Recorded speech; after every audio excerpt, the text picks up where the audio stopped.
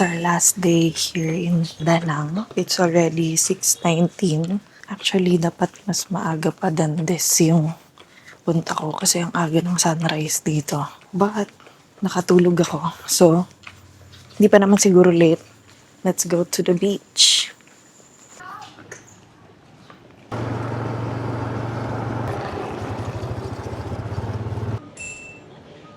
Ganda dito. Nasa labas lahat. Tourists, locals. Everyone's out exercising. Especially mga auntie, mga matatanda. Try natin pumunta dito sa may mismong beach. Wow. In fairness, ganda ng sun dito. Actually, magpapaana ako. Let's go. Ang fine din ng sand dito. Almost same siya nung sa Boracay. Ang aga ng sunrise nila dito. Siguro that's also the reason why ang aga rin nila magsara dito. Ang aga rin nila matulog. Remember last night, parang 8 p.m. pa lang sarado na yung ibang establishments. Dito sa may left side ng park, nandito halos lahat ng tao. Swimming, lalakad, lalaro, exercise. Kung tutuusin, most ng nandito ay locals. Imagine mo, gigising ka sa umaga at dahil malapit ka sa beach ka na lang mag-exercise, sa beach ka na lang maglalakad. Pag ganito ka, for sure healthy ka. Let's go ba? At maghanap tayo ng makakain. So, it's 11:52 and I'm ready to check out dito sa hotel. Also, papunta na rin tayo sa Hue. Ang train natin departs at 2:20. So, we still have extra time para mag-lunch. So, ang balak ko is doon na lang ako mag-lunch sa may station mismo para chill na lang. Kasi nakita ko online na parang sometimes maalis ng maaga yung train than the actual schedule. So, yun, mas okay na siguro na nandun na tayo before 2:20. So, before ako umalis dito, I'll show you the room para in case gusto niyo ng affordable and nice accommodation dito sa Danang. Ang pangalan nito is Felix's Home. And mas malapit siya actually, if titignan mo sa mapa, doon sa river compared to the beach. But, you can still walk to the beach. I think 15 to 20 minutes. Medyo matagal siya na lakaran, but still walkable. And kahapon, I tried na pumunta sa Sontra Night Market around 10 to 15 minutes na lakad siya from here. So, I'll show you around. This is the bed. Ayan, so kasya dyan 2 tao. And then, ayan, may mirrors sila. There's also an air conditioning unit, tapos extra fan, especially kapag summer. Kailangan niya yan kasi sobrang init. Tapos, eto, may malaking window dito. I'm not sure kung gaano kalaki. Pero, ayan. So, wala namang view masyado, yung kapitbahay lang. So, in case ayaw niya mag-ilaw, ganyan yung itsura niya. So, here's the full room. Ayan. Ganito siya. Malaki siya actually. Also, there's a desk here. Pwede kayo mag-work dito. May sockets, 2. Here, there's also a desk lamp. Ginamit ko to nung nag-work ako. Ayan, okay din siya. And then, a chair. Ayan, may TV din, pero I'm not sure if cable siya. Parang, tingin ko hindi yata. And then, there's a cabinet here. So, dito ko na lang nilagay yung used towel ko. And, yan, may libre na room. May blower, meron ding plancha, and electric kettle. Yan. So, complete siya actually. And then, yung CR, naligo kasi ako, so medyo basa pa dito. But I'll just show you. Ito. Ayan, malawak siya. Actually. Ayan, there's also heater. And then, here's the sink. Yan, may libre naman siya na hand soap. May body wash din. Dito ko na lang nilagay yung akin. Pero yan, medyo nagamit ko na siya. Kaya wala siya sa tamang lugar niya. Anyway, ayun. So, that's our room. Nabook ko siya for 1,941 pesos for 3 nights. Diba? Okay na rin. I think marami rin talaga nagsistay dito. But if gusto niyo na beachfront talaga, like 2-minute walk, tatawid ka na lang, nandun na yung beach, you'll have to spend more. Yun lang, those are the things that you need to consider dito sa Danang. Sakto, it's already 12. It's time to check out. So yun, let's say bye to our accommodation. Mag-book na rin ako ng Grab so we can go to the railway station. Bye. I'm now here at Danang Station. Check ko muna sa loob if kailangan ko pa ba mag-redeem ng any ticket. Kasi meron akong nakuha na parang PDF na ticket nung nag-book ako online. So, let's check. Okay, so all good na daw yun. Hanap muna ako ng makakainin para makapag-settle tayo. At doon kayo explain ko paano ko na-book to. So, we're here dito sa mga tapat ng station. We're just gonna have some lunch. In-order ko shredded chicken. I think this is a Hoi An recipe. So, let's eat. Nasa 30 to 35K yata to. Kasama siyang switch. Sobrang init sa labas. Anyway, nabook ko yung train ticket ko sa Baolao. Merong official website yung train station mismo, yung Vietnam Railways. Kaso, for some reason, hindi niya tinatanggap yung card ko pag nagbabayad ako. So, dito ko siya nabook sa baolao.com. Ito yung pangalan. Lagay ko na lang yung link sa baba, baolao.com. So, para siyang booking site na sikat dito sa Vietnam. Nagbayad lang ako ng konting convenience fee. Then, all good na. Nag-send sila sa akin ng email na attached na yung ticket mismo. So, sa Baolao, ang maganda doon, kapag mag-book kayo online, is makakapili kayo ng seat ninyo mismo. So, pumili ako ng seat. Pinili ko is nasa right side of the train. But, let's see if tama ba yung napili ko. Kung makikita natin yung sea from here. So, let's eat. Okay, nandito na ako sa may waiting area ng station. Pinakita ko lang yung ticket ko. So, ito pala yung example ng ticket. Pinakita ko lang tong ticket ko, yung boarding pass. Kahit di nyo na siya dalhin dun sa may ticket counter, kahit di na kayo pumila sa ticket counter, pakita nyo lang yung boarding pass nyo dun sa may entrance and then wait for your train. Ang train na binook ko is yung 2:20 p.m. and HD4 na train. So, ang nireserve ko na seat is 637, coach 2. So, di ko alam kung maganda ba yung views, pero yon. Itong train na to, hindi to yung normal train. Ang tawag sa kanya is heritage train. So, more on for turista talaga siya and for sightseeing. Tapos, sa pagkakaalam ko, based sa mga nakita kong videos, may mga kumakanta dun sa loob ng train, tapos may cafe sa loob ng train. So, parang siguro comfier version siya nung like normal train na siguro parang counterpart niya is PNR. So yun, sobrang smooth lang nung process dito as long as meron kang online tickets. Pero kung titingnan mo rin doon sa may ticket counter, wala masyadong pila. So, very easy na lang din. Ang binayad ko pala dito is 249,000 Vietnamese dong. So, more or less 500 pesos lang siya from Da Nang to Hue. Ayun. So, I'm just waiting for my train. Sa waiting area din, meron silang malaking board kung nasan yung time nung pagdating ng mga tren or so kung anong platform. Okay naman yung facilities. It's very clean. And ang daming locals. Tsaka ito, may aircon dito. So, hindi super init. Sa labas, sobrang init kasi. Kaya dito na lang ako maghihintay. So, yun lang. Our train is here. So, we're in coach 2. Dito daw siya. Okay, let's go. This is our train.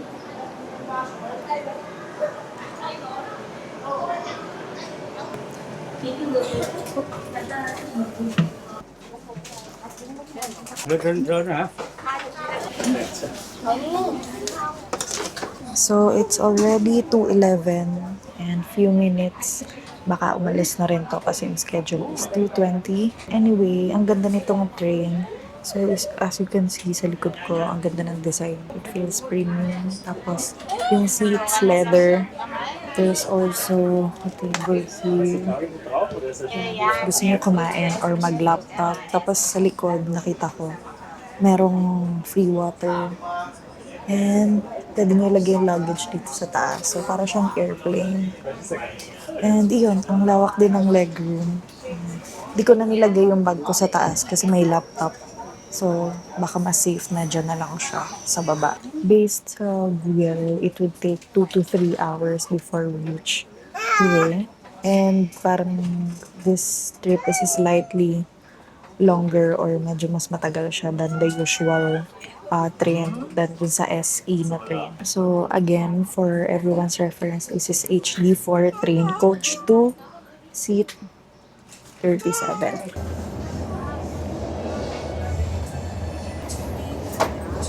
Life update. So, I transferred to this side. Nung chinek ko sa Google Maps, I realized parang naka-reverse yata yung train. So, hindi natin makita yung sea on the other side. So, I transferred here.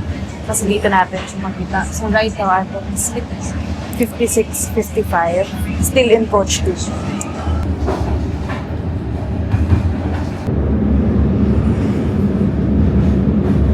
Kung malapit na tayo sa Haiban Pass. Oh my God.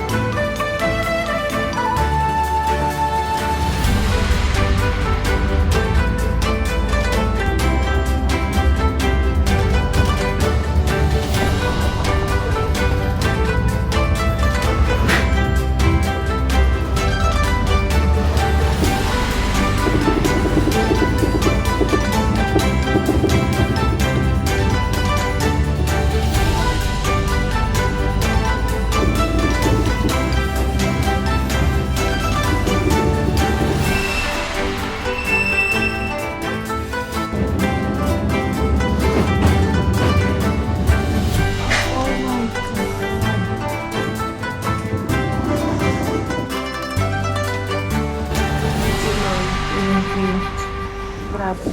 Wala ko ibang masabi kundi thank you, Lord. Thank you, Lord. Nakikita ko to ngayon. Just a bit of a background about the Haiwan Pass. Here, this is one of the most scenic coastal roads in the whole world. Itong heritage train, nag-run siya from Danang to Hue. And dumadaan siya dito sa may Haivan Pass. Also, may iba rin yung tours na dumadaan sa Haivan Pass. I saw one online na pwede ka kumuha ng Easy Rider or nasa motor. Tapos ang daan ninyo is Haivan Pass. So, yun. There's a quick stop here at Langko Station. Siguro a few minutes lang to. Baka for picture taking lang. And stretching. Let's explore.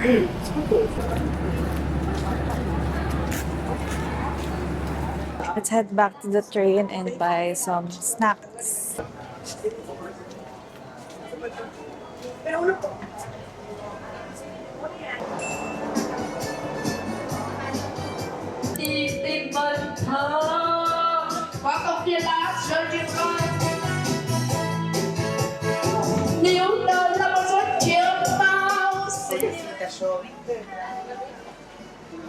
I just visited yung tindahan ng snacks kanina, pati yung karaoke.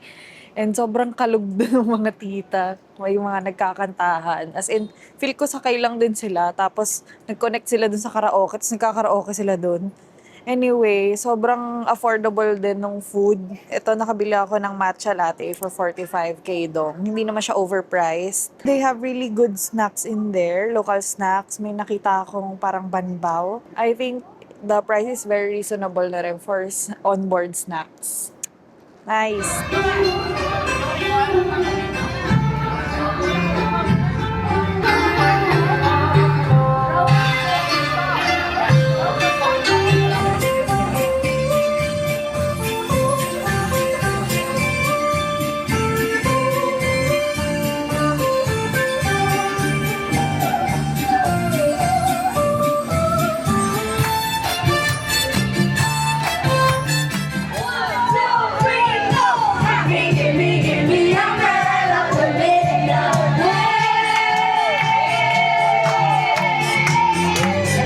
you're doing the heritage train instead of the local train, I highly suggest na magstay kahit saglit lang sa may community area, especially kapag may performance na pupunta yung mga magpa-perform sa coaches para sabihin na paparating na na magsa-start yung performance sila in a while. So, yun yung cue ninyo. Nag-start sila mag-perform after umalis dun sa may Langko station. It's super fun and it's really a great way to connect with other travelers and even locals. It's already 4:52.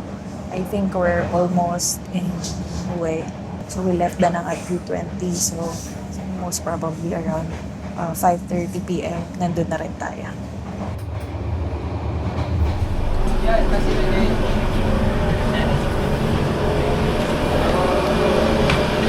We're here! Welcome to Hue! Pagbaba ninyo ng train, sundan nyo lang yung staff kasi ililid nila kayo sa exit. So, hindi siya dun sa parang waiting area, gano'n. Nag-book ako ng Grab to our hotel. Dito na daw siya. Where are you, kuya?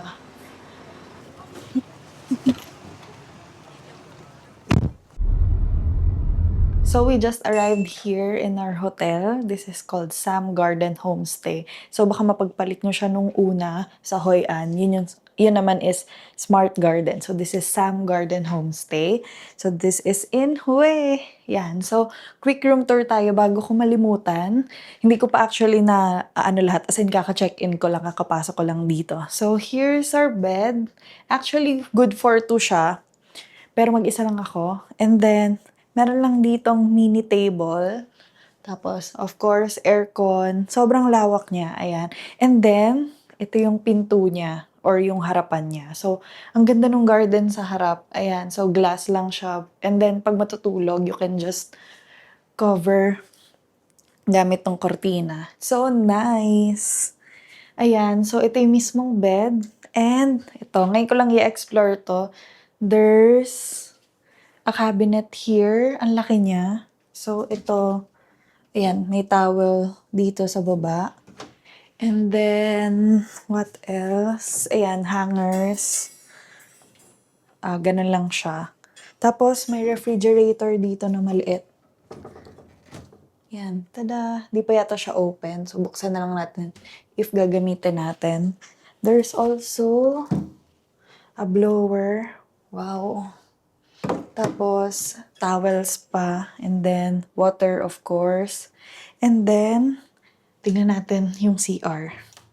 First time ko ito makikita. Tada! Yan.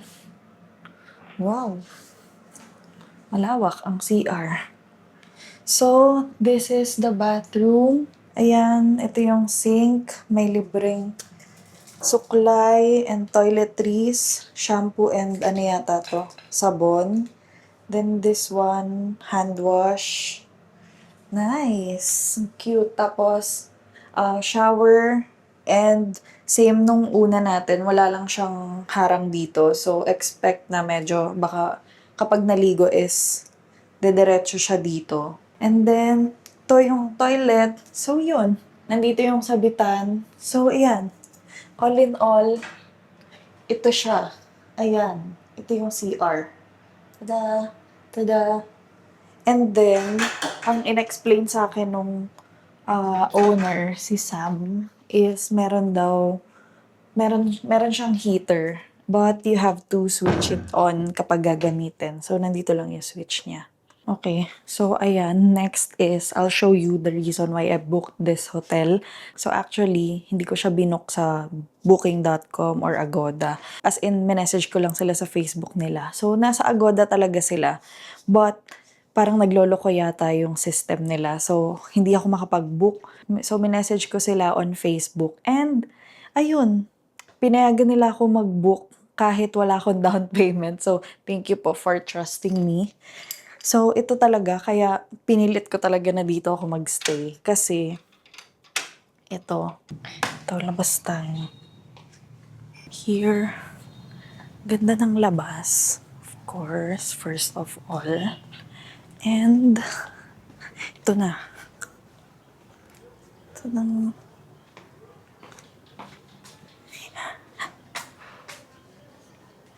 Ayan. Ito talaga yung reason kung bakit ko siya binook. Kasi nasa tapat siya ng river. Sobrang ganda, right? And ang ganda rin ng garden mismo. Ayan siya. So this is the whole, yung homestay. Yung binayad ko dito is only 1,050,000 dong.